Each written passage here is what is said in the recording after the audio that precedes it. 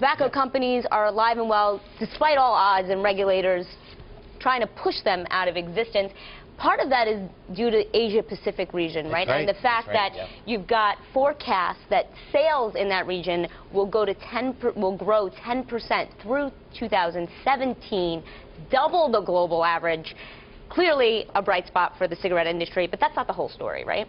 Well, I think that in the U.S., at least, there's been a recognition that the business has struck a balance between its historic pattern of denial and now recognizing health harm. It is the case.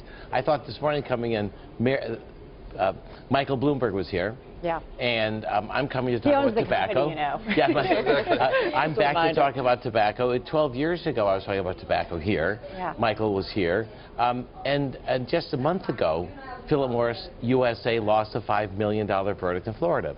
Well, 12 years ago, that would have sent the investment world completely in free fall over the issue of tobacco, but there's a more balanced approach.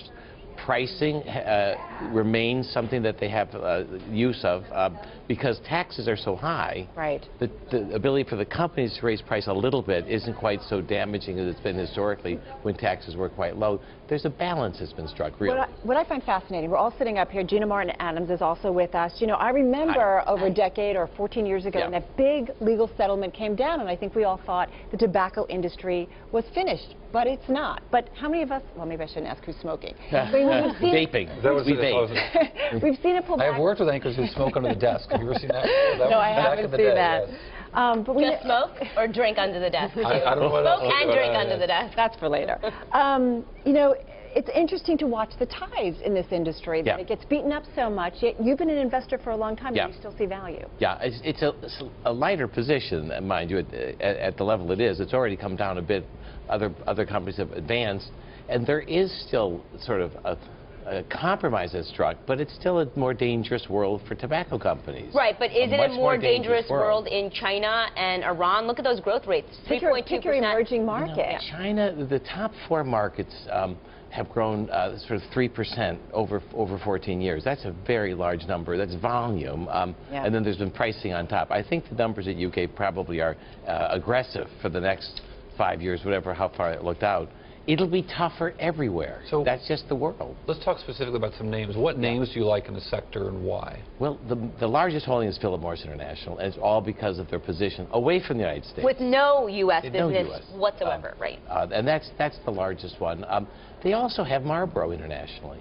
And in many markets of the world, it's been an engine of growth. It's been the brand to which locals move when they have a little more money to buy global brands. So they've had the international brand. I think they have a great leadership and great insight. It's a stock that's down nearly 10% in a year when the market's going straight up. Yeah. By the way, well, so you buy it for the dividend play and the buybacks and things like that? The dividend's strong. They're all around 5% dividend yielders. But ironically, the 2 companies that are down the most, in fact, the only 2 that are down the past 12 months, are the 2 that have international exposure. That's the aversion to the emerging market. You've seen that across all categories. Anybody who's not core U.S. at this moment is really quite out of favor. And so where's the ATR? Is there a U.S. and more focused U.S. tobacco investment then? Altria or Lorillard or Reynolds. Those are 3 focus. Altria is interesting. They happen to have a huge stake in SAB Miller from carryover days when they sold it. That's almost a third of their value. So that stabilizes the company. But they have Philip Morris, a Marlboro brand in North America. Tom, let me just ask you, because you talk about the importance of emerging markets in terms of cigarettes. Also an emerging trend in the cigarette arena, if you will, is those electronic cigarettes. I mean, I've tried one just to see what it was like. You have? I had a guest on. I was curious. I'm not a smoker. Oh my God. Did it go to your head? No.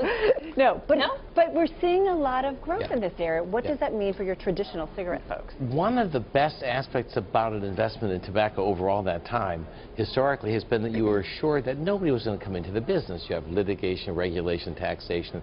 There would be no new entrants. Well, you know, lo and behold, along came something called e-cigarettes. Love innovation. Those are new competitors, and they've pushed the industry to come up with something that they can use in response. Competitors, but they're also getting into the business themselves, right? They're getting in themselves, but they've lost the first mover. You have, with the exception of Lorillard, who bought Blue early on.